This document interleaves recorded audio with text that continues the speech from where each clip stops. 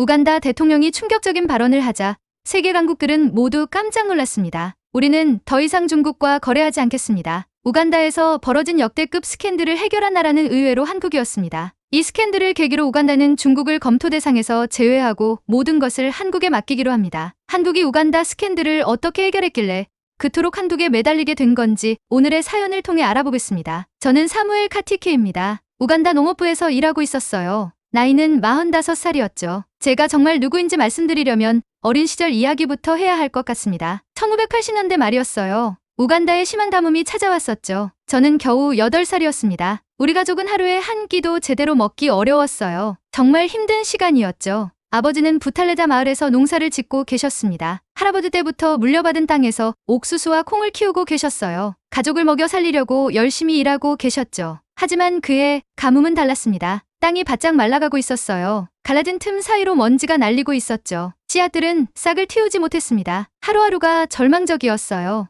어머니는 매일 밤 울음을 참고 계셨습니다. 저희 형제들을 재우시면서 걱정이 많으셨어요. 아버지는 점점 말이 없어지고 계셨죠. 저는 그때 처음으로 배고픔이 무엇인지 알게 되었습니다. 절망이 무엇인지도 그때 배웠어요. 밤마다 배가 고파서 잠을 이루기 어려웠죠. 형과 함께 울면서 잠이 들곤 했습니다. 그런 우리에게 희망이 찾아왔어요. 정부에서 개량 동자를 보내준 거였죠. 비록 늦었지만 그 동자들은 특별했습니다. 적은 물로도 잘 자랄 수 있었어요. 아버지가 그 동자를 손에 쥐고 계셨습니다. 작고 까만 씨앗들이 손바닥에 놓여 있었어요. 사무엘아, 좋은 씨앗 하나가 온 가족을 살릴 수 있단다라고 말씀하셨죠. 농업 기술이 얼마나 중요한지 절대 잊지 말라고 하셨습니다. 아버지의 목소리에는 깊은 감정이 담겨 있었어요. 그 말씀이 제 마음속 깊이 새겨졌죠. 그 동자 덕분에 우리 가족은 그해 겨울을 넘길 수 있었습니다. 수확이 많지는 않았지만 굶지 않을 만큼은 되었어요. 정말 감사한 일이었죠. 그때부터 저는 농업에 관심을 갖기 시작했습니다. 학교에서도 농업 공부를 열심히 했어요. 대학에서는 농업기술학을 전공했죠. 졸업 후에는 바로 농업부에 들어왔습니다. 제가 농업부에 들어온 이유가 있었어요. 어린 시절 겪었던 그 절망을 다른 농민들이 겪지 않도록 하고 싶었죠. 좋은 농업 기술을 보급하는 일이 제 꿈이었습니다. 20년이 넘는 시간 동안 우간다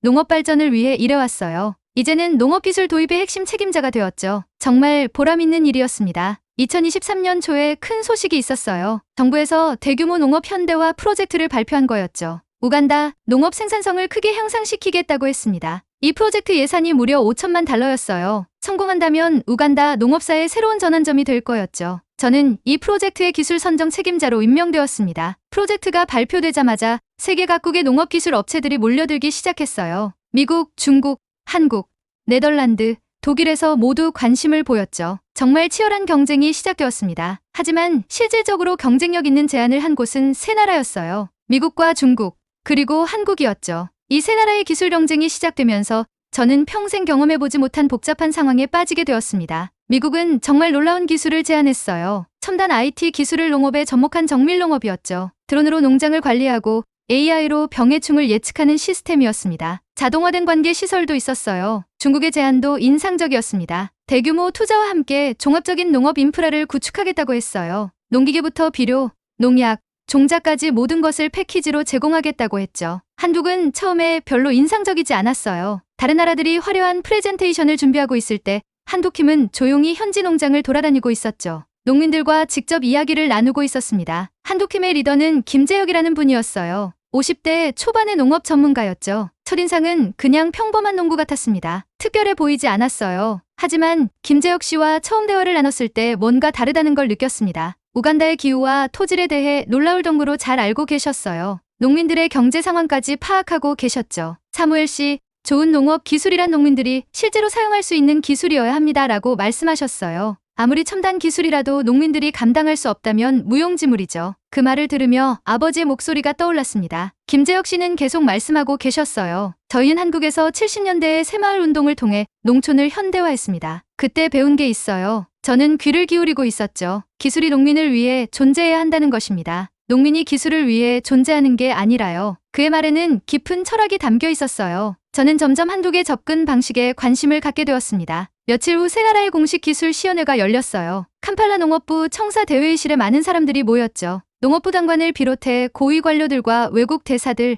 언론인들이 참석했습니다. 각국은 자신들의 기술을 선보이며 우간다 농업의 미래를 제시했어요. 미국의 프레젠테이션은 정말 화려했죠. 큰 스크린에 멋진 영상들이 나오고 있었습니다. 중국의 제안은 규모 면에서 압도적이었어요. 거대한 숫자들과 투자 계획들이 발표되고 있었죠. 참석자들이 감탄하는 소리가 들렸습니다. 한국의 차례가 되었을 때 김재혁 씨는 간단한 슬라이드 몇 장으로 시작했어요. 우간다의 농민들을 위한 기술이라는 제목이 화면에 나왔죠. 다른 발표와는 전혀 다른 시작이었습니다. 그분은 현지 농민들과의 인터뷰 영상을 보여주셨어요. 농민들이 직접 자신들의 어려움을 토로하고 있었죠. 필요한 기술이 무엇인지 설명하는 모습이었습니다. 회의실이 조용해졌어요. 모든 사람들이 집중해서 영상을 지켜보고 있었죠. 농민들의 진솔한 목소리가 회의실에 울려 퍼지고 있었습니다. 김재혁 씨의 프레젠테이션이 끝났을 때 저는 가슴이 뜨거워지는 걸 느꼈어요. 그의 기술은 가장 화려하지도 가장 크지도 않았죠. 하지만 가장 진실했습니다. 농업부 차관 제임스 은부구가 제 사무실로 들어왔어요. 그의 얼굴에는 평소와 다른 미소가 떠 있었죠.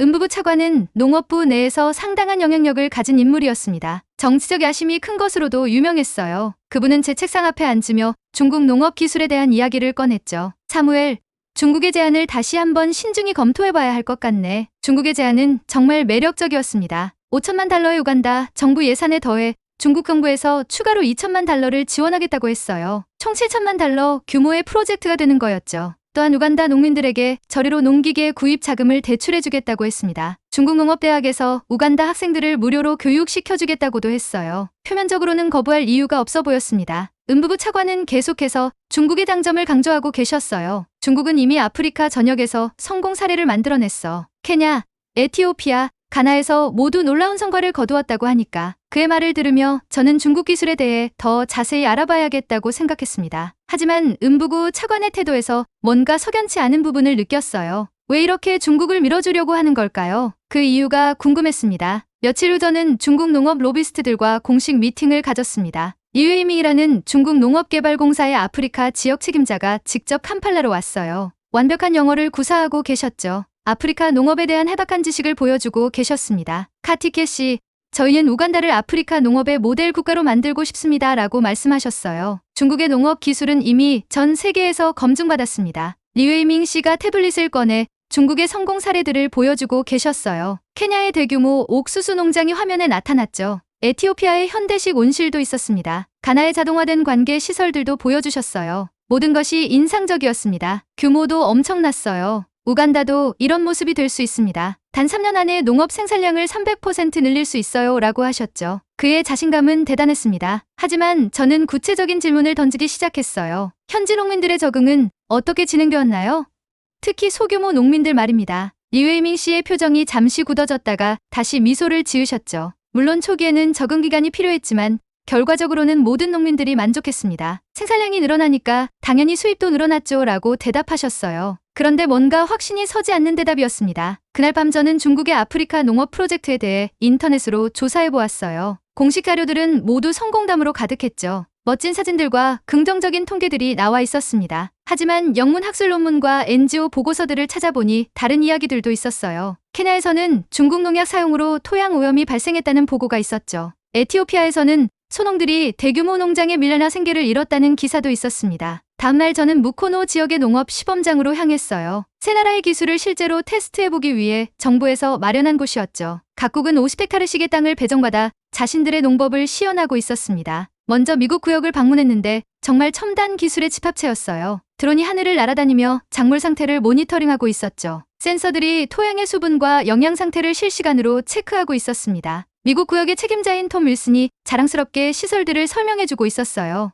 이 시스템은 인공지능이 모든 것을 관리합니다. 언제 물을 줄지, 언제 비료를 뿌릴지, 언제 수확할지까지 AI가 결정해요. 기술적으로는 인상적이었습니다. 농민들은 그냥 스마트폰으로 확인하기만 하면 됩니다라고 하셨어요. 하지만 저는 의문이 들었죠. 우간다의 소농들이 이런 복잡한 시스템을 감당할 수 있을까요? 중국 구역은 규모 면에서 압도적이었습니다. 거대한 농기계들이 일사불란하게 움직이며 넓은 땅을 경작하고 있었어요. 중국 기술자들은 자신들의 고효율 농법을 자랑하고 있었죠. 저희는 시간당 20헥타르를 경작할 수 있습니다. 기존 방식보다 10배 빠르죠 라고 말하고 있었어요. 확실히 효율적이었습니다. 하지만 이런 대규모 농법이 소규모 농민들에게 적합한지는 의문이었어요. 한국 구역에 도착했을 때 저는 놀랐습니다. 다른 곳들과 달리 여기에는 현지 농민들이 직접 참여하고 있었어요. 김재혁 씨와 한도킴은 농민들과 함께 땀을 흘리며 일하고 있었죠. 저희는 농민들이 직접 배우고 실천할 수 있는 방법을 찾고 있습니다. 라고 김재혁 씨가 설명해 주셨어요. 그들의 기술은 화려하지 않았지만 현실적이었습니다. 농민들이 실제로 할 수 있는 것들이었어요. 김재혁 씨가 저를 한쪽 구역으로 데려가며 특별한 것을 보여주셨습니다. 이것은 우간다 토양에 맞게 개량한 벼 품종입니다. 기존 품종보다 30% 적은 물로도 자랄 수 있고 현지 기후에 강해요. 그 벼들은 푸르고 건강해 보였어요. 가장 중요한 것은 농민들이 직접 종자를 생산할 수 있다는 점입니다. 매년 외부에서 비싼 종자를 사지 않아도 되죠 라고 설명해 주셨어요. 이것이야말로 농민들에게 정말 필요한 기술이었습니다. 한국 구역에서 일하는 우간다 농민 중 한 명인 존 무게니와 이야기를 나누었어요. 한국 사람들은 저희를 가르치려고만 하지 않아요. 저희와 함께 배우려고 합니다. 라고 말하고 있었죠. 저희가 뭘 필요로 하는지 정말로 이해하려고 해요. 그의 눈에는 진심 어린 만족이 담겨 있었습니다. 이것이 다른 나라들과 한국의 가장 큰 차이점이었어요. 농민들을 파트너로 대하는 것 말입니다. 시험장에서 돌아온 후 저는 복잡한 심정이었습니다. 기술적으로는 미국이 가장 앞서 있었어요. 규모와 작은 면에서는 중국이 압도적이었죠. 하지만 농민들의 현실을 가장 잘 이해하는 것은 한국이었습니다. 그렇다면 저는 어떤 선택을 해야 할까요? 이때까지만 해도 저는 이 선택이 단순히 기술적인 문제라고 생각하고 있었어요. 하지만 곧 정치적인 압박이 시작될 거였죠. 음부부 차관이 다시 제 사무실을 찾았을 때 그의 태도는 이전보다 더욱 적극적이었습니다. 사무엘, 중국과의 협력을 적극적으로 추진해야 할 것 같네. 상부에서도 중국 쪽으로 기울고 있어. 그의 말에는 압박감이 느껴졌어요. 과연 이것이 단순한 권유일까요? 아니면 명령일까요? 저는 점점 어려운 상황에 처하고 있었습니다. 음부부 차관의 압박이 점점 심해지고 있었어요. 그분은 거의 매일 제 사무실을 찾아와 중국 기술 도입을 재촉했습니다. 사무엘, 이번 주 안에 결정을 내려야 해. 더 이상 지체할 수 없어. 그의 목소리에는 이전에 없던 강압적인 톤이 섞여 있었어요. 저는 뭔가 석연치 않다는 생각이 들어 개인적으로 조사를 시작했습니다. 우연한 기회에 충격적인 사실을 알게 되었어요. 농업부 내 다른 부서 직원으로부터 들은 이야기였죠. 최근 음부부 차관이 중국 농업개발공사로부터 상당한 금액의 컨설팅 비용을 받았다는 거였어요. 공식적으로는 농업정책자문료라고 했지만 실제로는 로비 자금이라는 소문이 돌고 있었습니다. 저는 이 소문의 진위를 확인해야 했어요. 며칠 후 무코노 시범장에서 놀라운 일이 벌어졌습니다. 중국 구역에서 재배하던 작물들의 이상 증상이 나타나기 시작한 거였어요. 잎이 누렇게 변하고 시들어가는 작물들이 늘어났습니다. 처음에는 날씨 때문이라고 생각했어요. 하지만 토양 검사 결과는 충격적이었죠. 중국에서 사용한 농약과 비료로 인해 토양의 피가 심각하게 변했습니다. 일부 화학 성분이 과도하게 축적되어 있었어요. 땅이 병들어가고 있었던 거죠. 중국 기술진들은 황급히 대응책을 찾으려 했지만 이미 늦었습니다. 50헥타르의 실험 농장 중 절반 이상이 피해를 입었어요. 더 심각한 것은 이 토양이 회복되기까지 최소 2년은 걸릴 것이라는 토양 전문가의 진단이었습니다. 리웨이밍 씨는 이는 예상치 못한 돌발 상황이라며 변명했지만 농민들의 신뢰는 이미 땅에 떨어진 후였어요. 이 소식은 빠르게 농민 사회에 퍼져나갔습니다. 부탈레자 마을의 농민들도 중국 기술에 대한 우려를 표하기 시작했어요. 마을 이장인 요셉 나무간다가 저를 찾아왔습니다. 사무엘,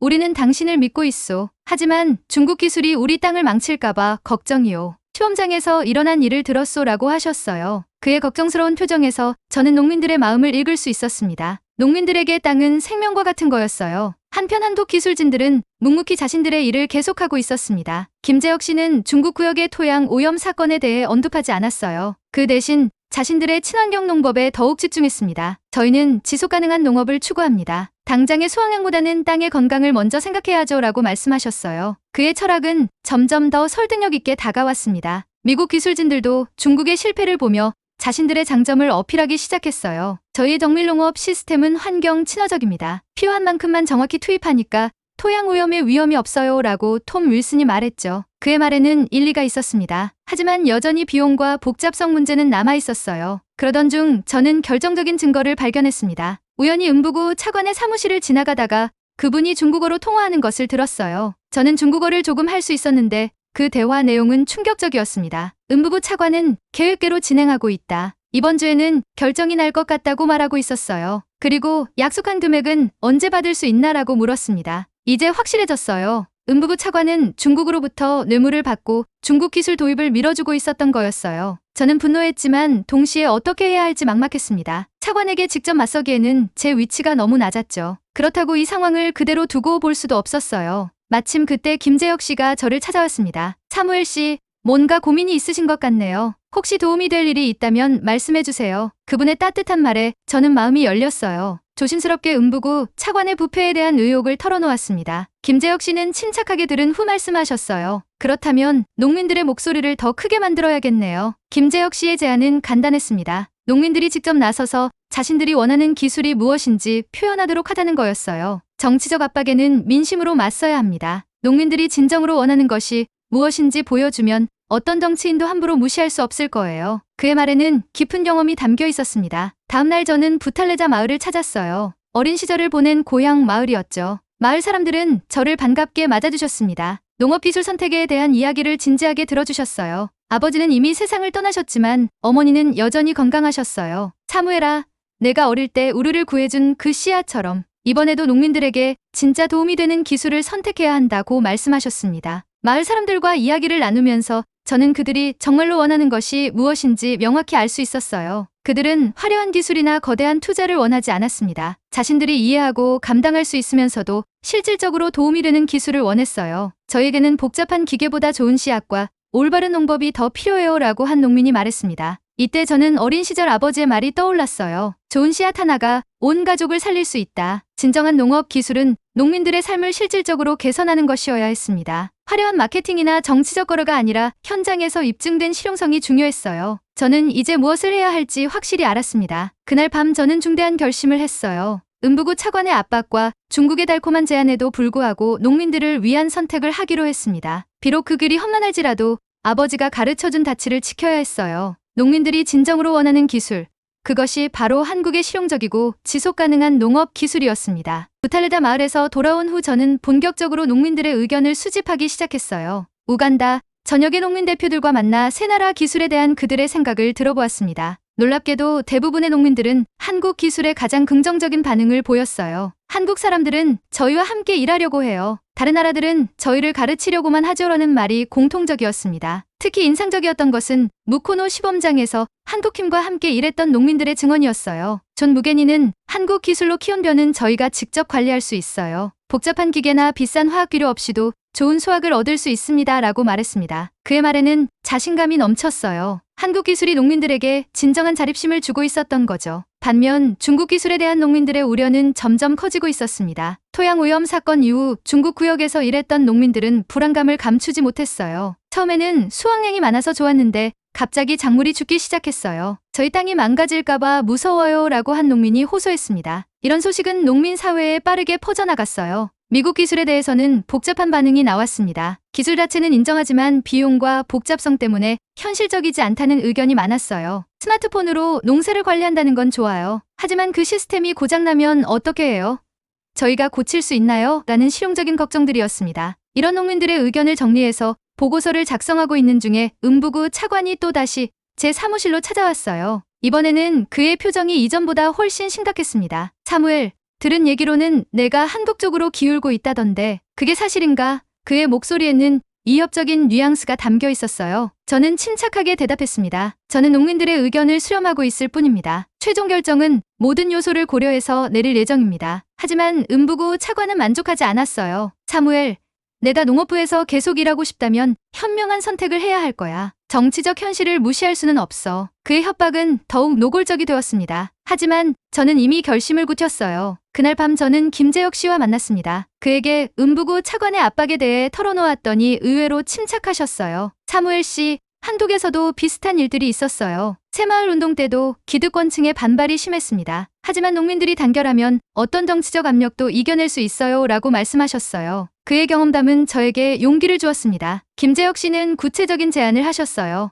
농민들이 직접 목소리를 내도록 해보세요. 공개적인 농민대회를 열어서 그들이 원하는 기술이 무엇인지 보여주는 거예요. 그러면 어떤 정치인도 농민들의 의사를 무시하기 어려울 겁니다. 그의 아이디어는 대담했지만 설득력이 있었어요. 저는 농민 대표들에게 연락을 취했습니다. 뜻밖에도 그들은 매우 적극적으로 호응했어요. 저희도 저희 목소리를 내고 싶었어요. 지금까지는 정부에서 일방적으로 결정하기만 했잖아요 라고 요셉 나무간다 이장이 말했습니다. 농민들은 자신들의 의견이 반영되는 것에 대해 큰 기대를 보였어요. 2주 후 캄팔라 시내중앙공원에서 농민이 직접 말하는 농업기술 선택 대회가 열렸습니다. 우간다 전역에서 500명이 넘는 농민들이 모였어요. 언론도 관심을 보였고 농업부 고위 관료들도 참석했습니다. 물론 음부구 차관도 불편한 표정으로 자리에 앉아 있었어요. 대회는 각 지역 농민 대표들이 자신들의 경험을 발표하는 형식으로 진행되었습니다. 첫 번째 발표자는 무코노 지역의 존 무겐이었어요. 떨리는 목소리로 시작했지만 점점 자신감 있게 말했습니다. 저는 세 나라 기술을 모두 경험해봤습니다. 미국 기술은 복잡하고 비싸요. 중국 기술은 처음에는 좋았지만 저희 땅을 망쳤어요. 한국 기술만이 저희가 직접 할 수 있고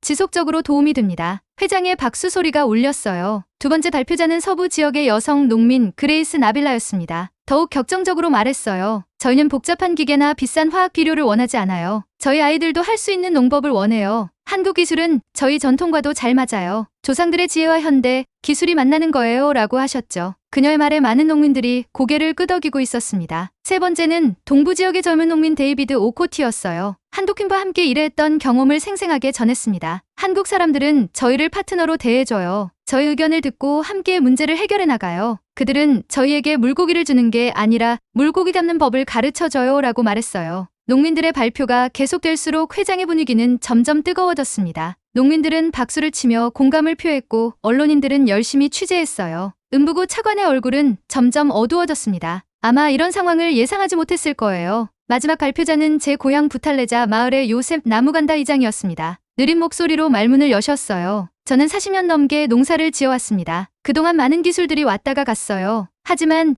진짜 농민을 위하는 기술은 드물었어요. 잠시 멈춘 후 계속 말씀하셨습니다. 한국 기술은 다릅니다. 저희와 함께 숨쉬는 기술이에요. 요셉 이장의 마지막 말이 끝나자 회장은 박수로 가득 찼어요. 농민들은 일어서서 박수를 쳤고 일부는 환호성을 질렀습니다. 한국이라는 구호가 회장을 가득 메웠어요. 이 순간 저는 확신했습니다. 농민들이 진정으로 원하는 것이 무엇인지, 그리고 제가 어떤 선택을 해야 하는지를 말이에요. 농민대회가 끝난 후 상황은 급격히 변했습니다. 언론들은 농민들의 한국 기술 지지를 대대적으로 보도했어요. 여론도 한독적으로 기울기 시작했습니다. 하지만 이는 동시에 정치적 압박을 더욱 심화시켰어요. 마침내 결정의 순간이 왔습니다. 농업부 최고위원회가 열렸고 각국 기술에 대한 최종 평가가 이루어졌어요. 미국 대표단, 중국 대표단, 한국 대표단이 모두 참석했습니다.